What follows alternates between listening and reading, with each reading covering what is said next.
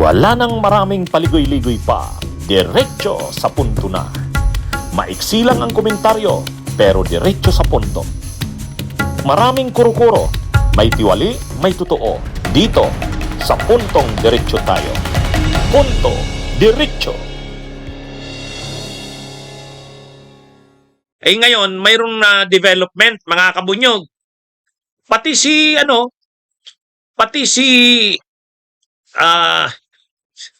Senadora Risa Hontiveros, ngayon mayroon na ring banta. Grabe, may banta na rin daw sa buhay ni Senadora Risa Hontiveros. Ayon mismo yan kay Senadora Risa Hontiveros. Nag-release ng statement si Senadora Risa Hontiveros ngayon lang. Ito ang sabi ni Senadora Risa Hontiveros. I condemn the wave of death threats and pro-killing comments that erupted online following the death of vlogger Mima Alicia. Sa halip na makiramay, may mga nagdiriwang sa gitna ng kamatayan at nag-uudyok pa ng karahasan. Ngayon naman, marami rin ang tahasang nagbabanta na ako daw ang susunod. Si Senadora Risa. We are taking these threats seriously. My staff has routinely deleted and reported these disturbing comments on Facebook, and we have submitted to the NBI the names and the screenshots of hundreds of Facebook users who have threatened to kill me. I call on social media platforms and law enforcement to act decisively against this culture of impunity online. Hindi dapat maging normal sa atin ang pagbabanta sa buhay ng ating kapwa. Kahit gaano kalalim ang pagkakaiba natin sa politika, may hangganan ang ating mga pagtatalo. We cannot allow such hatred to cost another life. We are better than this. Yan mga kabunyog, mga kababayan. Ito mga kabunyog, si Senadora Risa Hontiveros ay naglabas ng statement. Mayroon mga nagbabanta sa kanya. Siya na raw ang isusunod. Grabe na. Grabe naman. Ngayon, naglabas na rin ng pahayag ang NBI. NBI confirms death threats against Senator Risa Hontiveros. So yan mga kabunyog, seryoso pala to. NBI na mismo, mayroon ng mga persons of interest na iniimbestigahan ng NBI at nakumpirma ng NBI na seryoso nga. Totoo itong death threats kay Senadora Risa Hontiveros. Mga kabunyog, mga kababayan. Grabe kasi ang galit kay Senadora Risa Hontiveros kasi alam naman natin ang mga ginawa ni Senadora Risa. Siya ang nag-imbestiga kay Kibuloy. Kaya nagkaroon ng matibay na mga ebidensya para sa qualified human trafficking. Siya rin ang nag-imbestiga sa Pugo. Kaya nga nakulong sila Alice Guo. Si Harry Roque nagtatago ngayon sa Austria, sa Vienna, Austria. Ang kaso niyan, qualified human trafficking din. Konektado yan kay Alice Guo, saka kay Cassandra Leong. Ang nag-imbestiga niyan, si Senadora Risa Hontiveros din. At dito sa impeachment ni Sara, isa sa matibay din na itong sa impeachment na ito, si Senadora Risa Hontiveros. Kaya itong si Senadora Risa talagang pinag-iinitan ng mga DDS may banta nga daw kay Senadora Risa Hontiveros, mga kapunyog.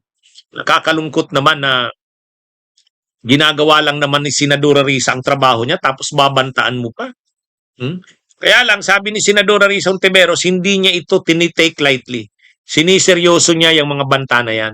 Kaya nag-report na siya sa NBI. Pag-report niya sa NBI, kaagad naman nag-imbestiga ang NBI, kinumpirma ng NBI. Totoo nga ang mga death threats kay Senadora Risa Hontiveros. Sa totoo lang, ako rin nga, di ba? Ako rin nga, binanggit din ni Peebles Talakera Mag-ingat ka, Attorney Enzo Recto. Talagang ako pa naman yung pinangalanan. Pero siyempre, mga kabunyog, mga kababayan, kahit naman ako, nag-iingat naman ako sa ganyan. Pero tama yung sabi ni Senadora Risa Hontiveros, sana naman, gaano man kalalim ang ating pagkakaiba-iba sa politika, gaano man kalalim ang ating pagtatalo, wag sanang humantong sa ganito. Hindi naman tama yan. Ha? 'Di ba mga kabunyog, mga kababayan? Hmm? Maraming nangangamba sa akin, attorney, sabi nila, attorney, mag-ingat ka. Siyempre po, matagal naman ano naman tayo nag-ingat. Kaya lang ako rin, kilala nyo naman ako. Kung naman nagbibigay ako ng opinion, analysis, commentaries, freedom of expression itong ginagawa ko. Si Senadora Risa Hontiveros din, ginagawa niya lang naman ang trabaho niya bilang senadora. Dapat nga humanga tayo sa kanya dahil matapang siya. Kaya lang, siyempre, sa mga investigasyon ni Senadora Risa, tinamaan ang mga personahe ng DDS.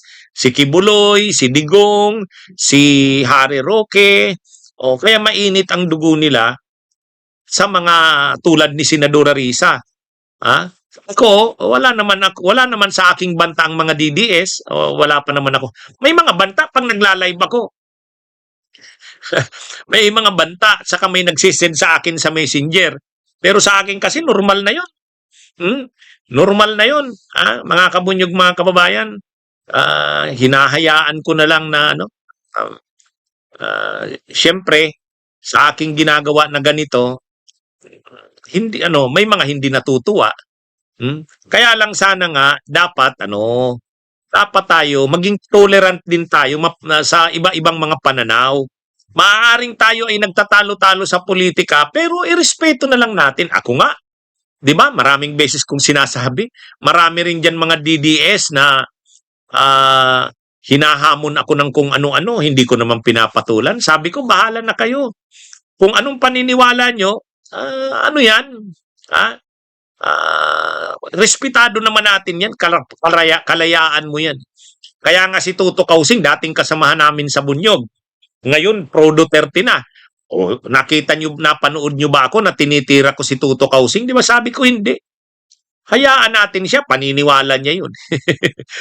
Paniniwala niya yun. Si Libayan, gustong makipagdebate sa akin, ayaw kong patulan. Bakit? Ano naman ang pagdidiskusyon na namin? Kung anong paniniwala niya, di paniniwala niya yun. Ako naman, ang paniniwala ko rin. Kanya-kanya na lang tayong respeto. Bakit tayo magdidebate pa? 'Di ba? Wala namang ano sa atin, parang debate yan ng relihiyon. Iglesia ni Cristo dating daan, wala namang tatanggap na talo diyan, 'di ba? Anyway, sana tulad ng sinabi ni Senadora Risa, sana hindi naman humantong sa ganito na mga may pagbabantaw na hindi maganda yan. Hindi maganda. Pero ito yung malungkot na nangyari sa ating bansa, mga kabunyog. Masyado na tayong polarized. Masyado nang polarized. At ang malungkot, may mga grupo na hindi marunong tumanggap ng pagkakaiba-iba ng mga pananaw. Pero ako, kahit yung mga DDS, nire-respeto ko yan. Pananaw nila yan eh. Diba? Mga kabunyog, mga kababayan. Okay, magandang araw sa inyong lahat. Mabuhay po tayo. Bunyog, bunyog, halikan na kasama ka. Bunyog, kapag buklod ay may pag-asa. Luzon, Visayas, Mindanao, isa ang pananaw. Sa bagong Pilipinas ang bunyog isisigaw. Bunyog, bunyog, bunyog.